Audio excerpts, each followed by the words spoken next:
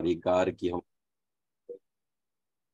और उस संलेखना अधिकार के अंतर्गत कल हम सभी ने अंतिम अ, संलेखना की चर्चा पूरी होने के बाद अब उसके जो 5 अतिचार हैं उन अतिचारों की बात की थी। जीविता संसा, मरणा संसा, भय, मित्र और अंतिम था निदान, है ना। इस तरीके से 5 अतिचार की बात की। क्या अर्थ हुआ कि संलेखना धारण करने के बाद जीव को ना तो स्वस्थ होते हुए, क्योंकि असाता का उदय था तब संलेखना धारण कर लिया, और बाद में कुछ साता का उदय आया तो ये विचारने लग गया कि मेरा और अधिक जीवन हो जाए, मैं और अधिक वर्षों तक जीवित रहूं। तो ऐसा अगर वह चिंतन करता है तो निश्चित रूप से उसके व्रत में दोष लगता है, संलेखना व्रत में दोष लगता है। फिर इसके बाद आगे की अगर हम बात करें, वेदना तीव्र हुई तो तीव्र वेदना होने पर जल्दी देह छूट जाए, जल्दी देह छूट जाए, मेरी मृत्यु जल्दी हो जाए, ऐसा चिंतन करके भी वह अपने व्रत को दोषी कर दूषित कर देता है। उसे हम मरना संसा कहते हैं, है ना।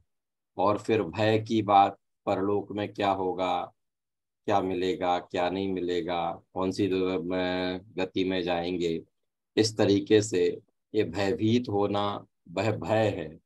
और चौथे नंबर पर है मित्र स्मृति। मित्र स्मृति का मतलब पूर्व में परिजनों के साथ, मित्रजनों के साथ रहकर जो समय यापन किया था, उस समय, अच्छे समय का बारंबार चिंतन करना, वो मित्र स्मृति के रूप में चौथा अतिचार है। और अंतिम इसमें था निदान। संलेखना के माध्यम से भविष्य के भोगों की वांछा करना, उसका नाम निदान नाम का अतिचार है। एक मिनट होल्ड कीजिए, लाइट चली गई है।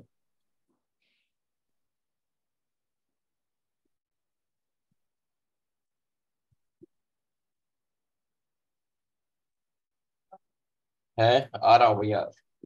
ये वाला है ना अपना इन्वर्टर से।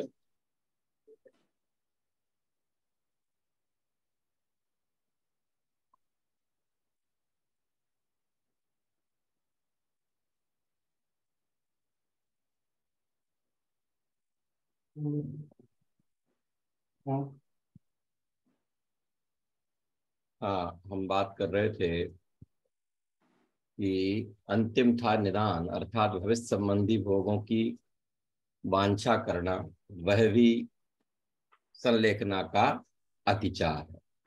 ठीक है, अब उसमें क्या विशेष है उसको हम आगे वाचन करते हैं। हम लोगों ने श्लोक पढ़ लिया था और अर्थ पढ़ा था। अब आज उसके आगे की चर्चा इसमें से करता हूं, मैं शेयर करता हूं, आगे बढ़ाते हैं बात।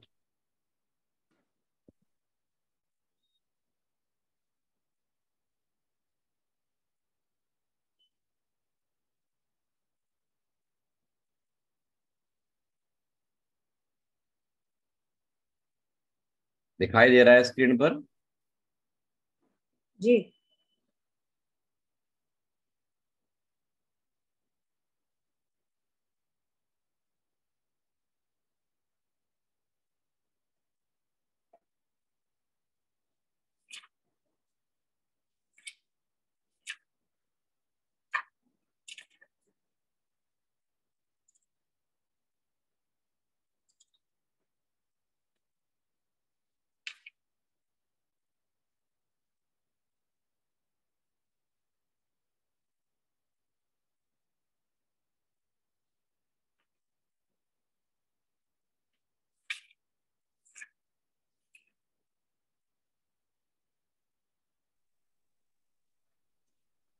हम्म। 466 पेज है। हाँ,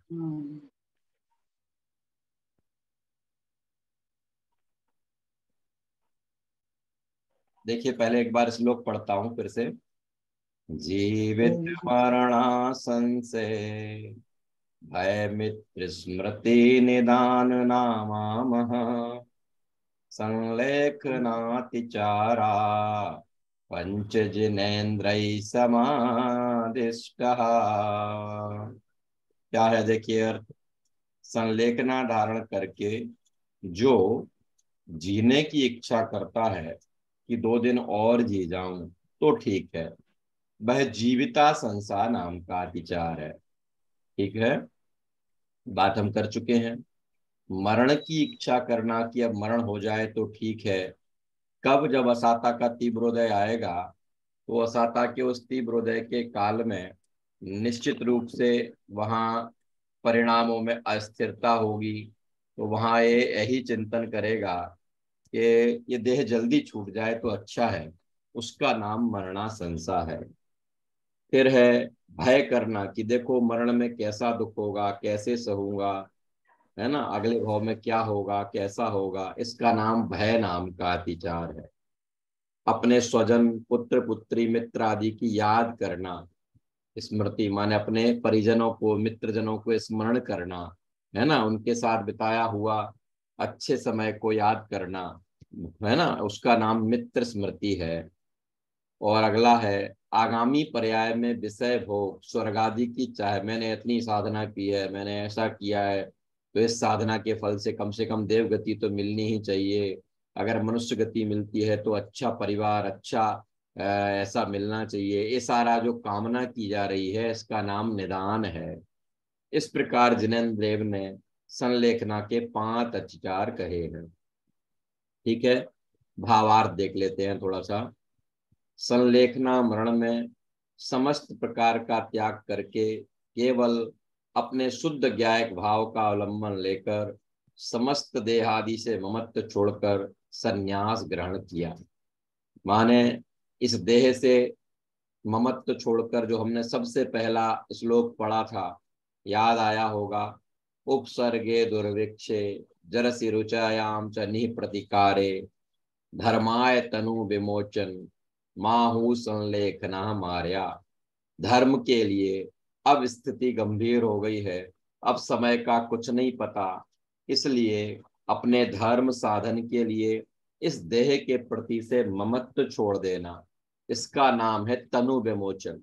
हमने तब भी बात की थी, शरीर को छोड़ना का मतलब क्या है, कि कोई जीव चाहकर शरीर को नहीं छोड़ सकता। शरीर तो अपनी आयु पूरी होने पर ही छूटेगा, लेकिन इस शरीर के प्रति का जो ममत्व है ना, वो एक सेकंड में, एक समय में, कि ये मैं नहीं हूं, मेरा नहीं है, इसे जब जाना हो तब चला जाए, नहीं जाना हो मत जाए, है ना, इस तरीके से उस शरीर के प्रति सर्व ममत्व का त्याग कर देना, उसका नाम संलेखना था। अब जब हमने ऐसा संलेखना धारण कर लिया और अब थोड़ी सी अनुकूलता लगने लगी और हम अधिक जीने का सोचने लग गए, तो इसका मतलब तुम्हारे जो पूर्व का संकल्प था वो कमजोर था, है ना, इस बात का प्रतीक है। फिर भी जीने की इच्छा करना, है ना, जीविता संसा हो जाएगा। अथवा वेदना तीव्र होने पर मरने की इच्छा करना, मरणासंसा हो जाएगा। भय करना, मित्रों में अनुराग कर याद करना, आगे सुख की इच्छा करना, वे सब परिणामों की उज्ज्वलता नष्ट करके राग द्वेष मोह बढ़ाने वाले परिणाम है। ये पांचों ही परिणाम जो है ना, जीविताशंसा, मरणाशंसा, भय, मित्र स्मृति और अंतिम निदान, ये पांचों ही प्रकार के परिणाम तुम्हारी स्थिरता को, तुम्हारे सहज ज्ञाता दृष्टापने को नष्ट करते हैं। निश्चित रूप से ऐसे परिणामों में मित्र स्मृति में राग होगा, निदान में राग करेगा, और शरीर को वेदना होने पर शरीर से द्वेष करने लग जाएगा, कर्म के उदय से द्वेष करने लग जाएगा। देखो भाई, कर्म का उदय भी जानने योग्य है, असाता का उदय भी जाना जाता है। ज्ञाता अर्थात ज्ञायक अर्थात ज्ञानी जो है, वो इस उदय को जानता है ना, उस कर्म के उदय को गालियां नहीं देता, कर्म के उदय पर समझ लीजिए सारा ठीकरा नहीं उड़ेलता। अभी हम लोगों ने कुछ पंक्तियां जो टीका पढ़ रहे थे ना, तो टीका पढ़ते समय कुछ चीजें मैंने छोड़ दी थी, है ना। वहां आप लोग खुद पढ़ेंगे तो पता लगेगा, उसमें एक वाक्य आता है कि कर्म का ऋण तो चुकाना ही पड़ता है, कर्म का ऋण चुकाए बिना कुछ नहीं होता। इसका मतलब क्या कि कर्म का उदय आएगा और उस कर्म के उदय को, है ना, वो जितनी स्थिति और अनुभाग पूर्वक बांधा था, उस स्थिति और अनुभाग पूर्वक वो उदय में आकर ही जाएगा, उससे पहले जा नहीं पाएगा। इसलिए उस कर्म के ऋण को जानता है, उससे द्वेष नहीं करता, है ना। जो सज्जन व्यक्ति होता है, साहूकार से लिए गए ऋण को जब देने का वक्त आता है तो साहूकार से द्वेष नहीं करता। भाई तुम्ही ने तो लिया था तो चुकाना नहीं पड़ेगा, ये द्वेष करने से क्या कर लोगे? उसके प्रति द्वेष कर कर तो तुम अपने परिणाम ही बिगाड़ोगे ना। भाई तुम्हें, जब तुम्हें जरूरत थी उस समय पर उसने तुम्हें दिया, तो तुम्हारी जिम्मेदारी है कि उसके उस ऋण को चुकाओ। ऐसे ही जब हमने खोटे परिणाम किए अथवा अच्छे परिणाम किए, तो उन परिणामों से ये कर्मों का संचय हुआ, तो कर्म का संचय होने पर वो उदय में आए, तो उनका ऋण तो चुकाने जैसा था। आया, हमने चुका दिया, हमने जान लिया, जानने का काम था। लेकिन उस काल में हम कर्मों के ऊपर ये कर्म बहुत परेशान करते हैं, और इनने ऐसा किया और इनने वैसा किया है, है? कर्मों के ऊपर हमेशा दोषारोपण करना कि नहीं नहीं, देखो भाई, कर्म का उदय, ज्ञानी जीव उस कर्म के उदय को जानता है ना। इस तरीके से इसमें जो बात चल रही है, उस बात का स्मरण करते हुए संलेखना धारण कर ली। अब कोई जीने की इच्छा नहीं, जब तक जीवन है रहेंगे, और वेदना तीव्र हो गई, कोई मरने का परिणाम नहीं। क्यों? आयु पूरी होगी, है ना, कर्म का कर्जा, आयु पूरी होगी, शरीर छूट जाएगा, है ना। फिर अगले भाव में क्या होगा, किस बात की चिंता? जो पूरे जीवन किया होगा उसके आधार पर अगले भय में होगा। तुम लाख चिंतन कर लो, लाख अपने परिणाम बिगाड़ लो, है ना, अंतिम समय में लाख उठाधरी करो, परिणाम बिगाड़ो, ऐसा ऐसा ऐसा ना हो, ऐसा ना हो, कि तुमने जो परिणाम किए हैं उन परिणामों के आधार पर आने वाली उपलब्धि होने वाली है। इसलिए अब घबराने से फायदा नहीं है। तो क्या करना चाहिए कि जब तुम्हें करना चाहिए था, अपन इसकी ये चर्चा करके अपन अपने आप को संबोधित करने की तैयारी करें कि अंत में भयभीत होने की जगह अंत में होने वाली दशा दुर्दशा, है ना, सबको याद रखना, दशा दुर्दशा जो भी कहना हो, उसको ज्ञाता दृष्टा बनने का प्रयास करना, उस काल में वस्तु स्वरूप के चिंतन का प्रयास करना, उस समय पर भयभीत नहीं होना। और पूर्व में अब तुम सब छोड़ चुके हो, और पूर्व काल के पत्नी को स्मरण करके, पुत्र को स्मरण करके, मित्रों को स्मरण करके, माता पिता को स्मरण करके, उनकी स्मृति करके नए पाप का बंध क्यों करते हो? तुमने तो सबके प्रति से लगाव छोड़ दिया था। अरे इस तनु माने शरीर से ममत्व छोड़ दिया था, तो इस शरीर से रिश्ते नाते वालों के प्रति तो क्यों तुम परिणाम बिगाड़ते हो? क्यों पूर्व काल के ऐसा स्मरण करते हो? है ना, ऐसा करते हो तो तुम्हारे संलेखना में दोष लगता है, तुम्हारे संलेखना में दोष लगता है। फिर अंतिम के तुम्हारा निदान करने से नए भाव की उपलब्धि होने वाली नहीं है। जैसा कर्म का आश्रय जिन परिणामों पूर्वक किया होगा आश्रय बंध, उसके अनुसार ही देवगति की नई स्थिति प्राप्त होने वाली है। इसलिए ना निदान करना, है ना। इस तरीके से कि 5 प्रकार के जो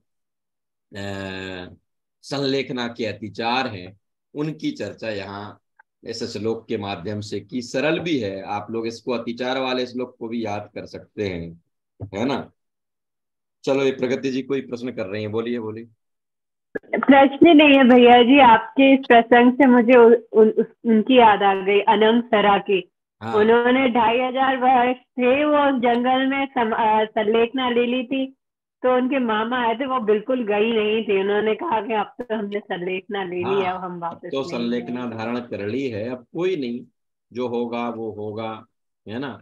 ऐसे कर्म के उदय की विचित्रता को स्वीकारने का अभ्यास ज्यो ज्यो हमारा मजबूत होता जाएगा, त्यों त्यों हमारा इस वर्तमान की स्थिति में घबराना, ये भय जो है ना, दुनिया में सारी सारी दुनिया इन सातों भयों से भयभीत है। इस लोक का भय, परलोक का भय, अकस्मात भय, गुप्ती भय, रक्षा भय, है ना, मरण का भय, जन्म का भय, ये जो भय है इनसे भयभीत है। और आप और हम स्वाध्याय के बल से इन भयों से बचेंगे, इन भयों से भयभीत नहीं होंगे, है ना। चलो अभी अंतिम जो पंक्तियां बच रही हैं उनको पढ़ के फिर बात को पूरी करते हैं। देखिए, फिर भी जीने की इच्छा करना, मरण की इच्छा करना, भय करना, मित्रों में अनुराग याद करना, आगे सुख की इच्छा करना, वे सब परिणामों की उज्जवलता को नष्ट करके राग द्वेष मोह बढ़ाने वाले। निर्विघ्न आराधना को धारण करने से ग्रस्त को स्वर्ग लोक में महर्धिक देव होना तो पहले वर्णन किया ही है कि निर्विघ्न आराधना की है, पूरा जीवन अगर अच्छी आराधना में निकला है तो निश्चित रूप से श्रेष्ठ देवादि की पर्याय प्राप्त होनी ही है ना। देवों में भी जो चतुर्निकाय के देवों में से भवनवासी, व्यंतरवासी, ज्योतिषी हैं, ये तो निकृष्ट देव कहलाते हैं, है ना। इसकी नहीं, हमारे जीवन भर की आराधना के फल से हमें वैमानिक देव होने का अवसर मिलेगा ही मिलेगा, होता ही यही है। इसलिए अनावश्यक भविष्य की चिंता करके अब परिणामों को अस्थिर नहीं करना, पहले वर्णन किया। पश्चात संयम धारण करके निश्रेयस, माने पहले तो इसकी प्राप्ति हो, फिर कालांतर में इन संस्कारों के बल पर फिर जब पुनः मनुष्य गति की प्राप्ति हो, तब उन्हीं संस्कारों को आगे बढ़ाते हुए आत्मस्वरूप की प्राप्ति, आत्मस्वरूप की लीनता, स्थिरता के माध्यम से फिर निश्रेयस की प्राप्ति करना। निश्रेयस माने मोक्ष की प्राप्ति करना, ऐसा है। अब उसमें निश्रेयस का क्या स्वरूप है, मोक्ष का क्या स्वरूप है, अब ये चर्चा अगले श्लोक से आने वाली है। इसलिए इसकी बात अब हम और कल से आरंभ करेंगे। अभी यहाँ तक के प्रकरण में किसी को कोई प्रश्न हो, है ना, कोई और बात करनी हो तो हम वो बात करें।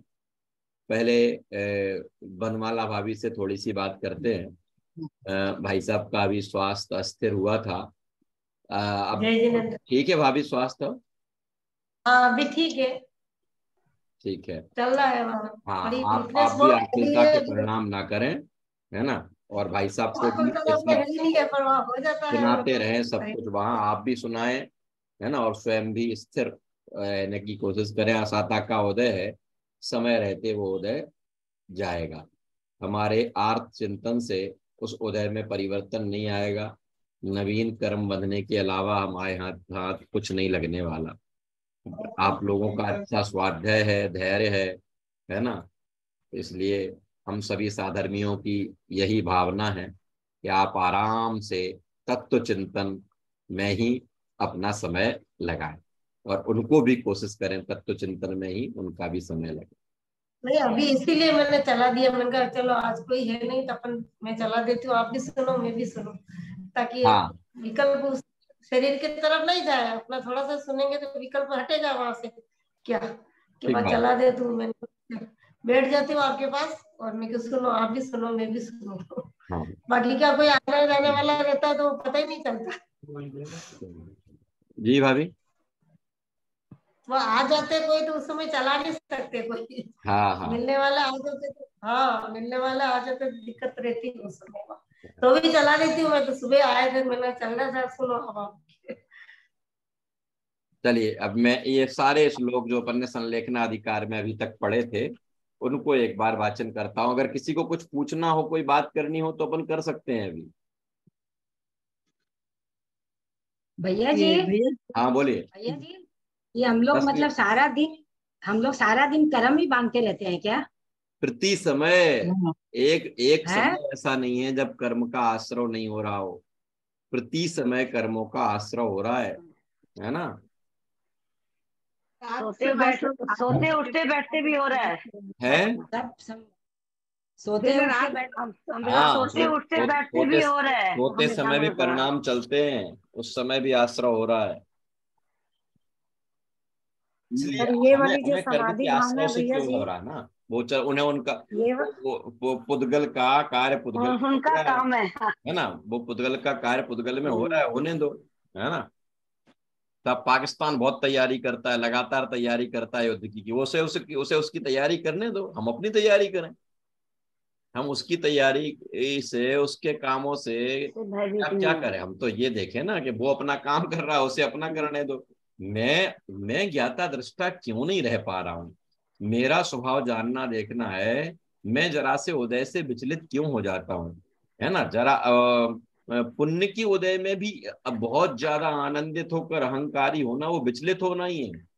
पाप के उदय में हाय तौबा करना, उसका नाम तो विचलन है ही। वो तो सब जानते ही हैं कि विचलित हो रहे हैं, विचलित हो रहे हैं, आकुलता कर रहे हैं। अरे पुण्य के उदय में होने वाला हर्ष, है ना, और अभिमान, ये सब क्या है, ये सब क्या है। ये भी उदय में उद्वेलित होने की स्थिति है। उस पुण्य के उदय को भी जानना है और पाप के उदय को भी जानना है। तो हम ये उदय के समय विचलित क्यों हो जाते हैं। जब मेरा स्वभाव ज्ञाता दृष्टापना है, तो हम ज्ञाता दृष्टा क्यों नहीं रहते, क्यों नहीं रह पाते। इस बात का चिंतन हमें करना। कर्म का काम कर्म में होने दो ना। हमारे परिणामों का निमित्त पाकर वो कार्मण वर्गणाएं कर्म रूप होकर आती रहती हैं, जाती रहती हैं, आए जाएं, हमें इनसे कोई फर्क नहीं पड़ता। वो अपना काम कर रही हैं। हमारा काम जानना देखना, जानना देखना है। तो मैं जानना देखना वाला जो मेरा काम है, मुझे इस काम पर विश्वास नहीं होता। मैं अपने इस काम को स्वीकार नहीं कर पाता, है ना। इसलिए मैं ऐसा क्या करूं, है ना, मैं ऐसा कौन सा अभ्यास करूं, ऐसा क्या करूं जिससे मेरा, देखो, मैं मुझे सम्यक दर्शन करना, मुझे व्रत पालन करना, मुझे महाव्रत पालन करना, मुझे ये करना, मुझे वो, इन संकल्पों को भूल जाओ। तो क्या करना कि मैं आज तक अनादि काल से अपने ज्ञाता दृष्टा स्वभाव को स्वीकार नहीं कर पा रहा हूं। मैं ऐसा क्या करूं, मैं ऐसा क्या करूं कि मुझे अपने उस स्वभाव का विश्वास हो जाए। कि उस स्वभाव के विश्वास का तो एक ही उपाय है कि जो हमने एक बार जाना, ज्ञानियों से सुना, उसकी जितनी ज्यादा अभ्यास, उसका घुलन जितना चलता रहेगा, है ना, उतना उतना विश्वास जमता जाएगा। माता पिता बचपन से ही कहते हैं पढ़ोगे तो काम आएगा, पढ़ोगे तो काम आएगा। पहले दिन कहा था तब सुन लिया था ना, समझ में आ गया था ना कि पढ़ोगे तो काम आएगा। अब विश्वास तो नहीं होता, विश्वास नहीं होता तो नहीं मानते, नहीं मानते। ऐसे ही हमारे माता पिता ने, जिनवाणी माँ और अरहंत पिता ने हमको कहा, देखो भैया तुम ज्ञाता दृष्टा हो, ज्ञाता दृष्टा पने में ही लाभ है। ज्ञाता दृष्टा पने रूप रहोगे तो ही फायदा होगा, तो ही। हाँ हाँ ठीक बात है, ठीक बात है। हमने कहा हाँ ज्ञाता दृष्टा रहने से ही लाभ है। ये कह रहे हैं, मान नहीं रहे हैं, है ना। जैसे माता पिता और गुरुजनों के कहने पर वो बालक ये कहता है कि पढ़ना लिखना ही काम आएगा, लेकिन मानता नहीं है। वो पढ़ाई करता नहीं है, संभलता नहीं है ना। और जब 10-10 बार टोकते हैं तब उठाता है पुस्तक, थोड़ा बहुत पढ़ता है। और फिर जब उसकी समझ में आ जाता है तब, निर्मला जी, तब क्या होता है। पहले आप कहते थे कि बेटा पढ़ लो पढ़ लो पढ़ लो, अब जब उसकी समझ में आ गया है कि यही काम आएगा, तो अब आपको ये कहना पड़ता है बेटा रुक जा, बहुत हो गया, पूरे दिन भर से लगाए, आधी रात हो गई, अब थोड़ा आराम कर ले, अब थोड़ा आराम कर ले। क्यों कि अब उसकी समझ में आ गया ना। अब कुछ नहीं करना। ऐसे ही जब अरहंत पिता और जिनवाणी माँ ने हमसे कहा कि देख भाई, ज्ञाता दृष्टापना ही मेरा स्वभाव है और यही स्वीकार करना ही हमारे लिए सर्वोपरि है, तो हमने कहा हाँ हाँ ठीक है, हाँ हाँ ठीक है। और हम हाँ हाँ तो करते गए, मानने को तैयार नहीं हुए। और जब हमारे ज्ञानियों ने ये स्वीकार कर लिया, जब ज्ञानियों ने ये स्वीकार कर लिया और उनके निमित्त से जब जग हित के कार्य हुए, जगत हित के कार्य हुए और लोगों ने कहा आपने ऐसा कर दिया, आपने ऐसा कर दिया, है ना, तो उनका क्या जवाब आया कि मैं नहीं करता, मैं तो ज्ञाता ही हूं, है ना, मैंने कुछ नहीं किया, ये जो हुआ है ये सब अपनी योग्यता से हुआ। ये सब पहले कहते थे तो ये कहता था मैंने किया मैंने किया मैंने किया, है ना, और अब जो इतना बड़ा काम आपके निमित्त से हुआ और मैं कहता हूं आपने किया, तो आप क्या कहते हो कि नहीं नहीं मैंने किया नहीं, मैंने जाना। ये किसका फल है? ये अभ्यास का फल है। जिसने एक्सेप्ट कर लिया, क्या एक्सेप्ट कर लिया कि कर्ता कोई नहीं है, सब ज्ञाता दृष्टा है, तो जो बात कल तक वो कहता था मानता नहीं था, आज वो मानने लगा, तो उसकी भाषा बदल गई। कल तक कहता था मैंने किया, अब कहता है हुआ मैंने जाना, हुआ मैंने जाना। तो ऐसा अभ्यास हो जाए कि ये होता स्वयं जगत परिणाम, मैं जग का करता क्या काम, इस बात का निर्णय हो जाए, है ना, इसका पुरुषार्थ इन सारे प्रकरणों के निमित्त से हमारे जीवन में चलना चाहिए। जो श्लोक आप लोगों ने याद किए थे उनको रिपीट कर लेना, है ना, नहीं तो चले जाएंगे वो, है। बचपन में सुना था कि साहब विद्या चली गई, घोड़ा अड़ गया, रोटी जल गई, है ना, इन सब का एक ही कारण है, क्या? फेरा नहीं। क्या मतलब हुआ? ये रोटी जो थी उसको आपने पलटा नहीं तो रोटी जल जाएगी, जो आपने सीखा था उसको आपने रिपीट नहीं किया वो चला जाएगा, है ना, घोड़ा खड़ा रहेगा तो चलना भूल जाएगा, है ना। ऐसे ही हम लोगों ने भैया जी हम लोग कहते हैं है, आगे पाठ पीछे सपाट, हाँ आगे आगे पाठ पाठ पीछे पीछे पाठ नहीं सपाट। करना। ये कम से कम इस प्रकरण वाले श्लोक जो हम लोगों ने बड़े अच्छे से पढ़े और याद किए थे, जो हमें हर परिस्थिति में चिंतन करने योग्य है, उन श्लोकों को एक बार फिर से रिपीट करके आप लोग तैयार करना। अब 2-2.5 मिनट और बच रहे हैं, तो किसी को और कुछ पूछना हो, कोई और बात करना हो तो करें। कल से इसके बाद जो निश्रेयस का स्वरूप आया है, मोक्ष का स्वरूप है ना, उसका अध्ययन अपन लोग करेंगे। भैया जी। बोलिए। जी मुझे क्वेश्चन था, ये विशुद्धि बढ़ाना किसको कहते हैं? जैसे मुझे विशुद्धि बढ़ाना किसको कहते हैं? हाँ, विशुद्धि बढ़ाओ विशुद्धि ऐसा बढ़ाने का कहते हैं वो। मतलब यही है। ऐसा हमारी बुजुर्ग कहते हैं क्षम मत बढ़ाओ, विशुद्धि बढ़ाओ, ऐसा ज्यादा बोलते हैं। तो देखो, विशुद्धि का मतलब यही है, जिनवाणी पढ़ने सुनने, जिन परमात्मा का गुणानुवाद करने में उपयोग ज्यादा से ज्यादा लगना, उसका नाम विशुद्धि है। ज्ञान आपकी सीखी हुई बात को कितना याद कर पाता है, कितना रख पाता है, ये तो पूर्व के उदय के अनुरूप है, क्षयोपम पूर्व के उदय के अनुरूप है। और वर्तमान में वस्तु स्वरूप का चिंतन करते हुए उस मार्ग पर होने वाले जो नैतिक आचरण है, जो धार्मिक आचरण कहने में आता है, जिन्हें भगवान की पूजा का, भक्ति का, स्वाध्याय का, स्तुति का, है ना, ये जो परिणाम चलते हैं इनका नाम विशुद्धि है। दिन प्रतिदिन विशुद्धि बढ़ती जानी चाहिए, है ना। क्षयोपम तो अपनी योग्यता से बढ़ता घटता रहेगा। आपके वर्तमान के अभ्यास के बल पर पूर्व का जो ज्ञानावरणी कर्म का तीव्र आश्रय हुआ था, वो वर्तमान के अभ्यास के बल पर वो तीव्र जो बंध किया था ना, वो अपकर्षित हो सकता है ना। तो वो क्षयोपम तो बढ़ जाएगा, क्षयोपम बढ़ाने की कोशिश मत करो, क्षयोपम तो बढ़ जाएगा। तो फिर क्या करें? विशुद्धता, परिणाम भीगने चाहिए, हैं।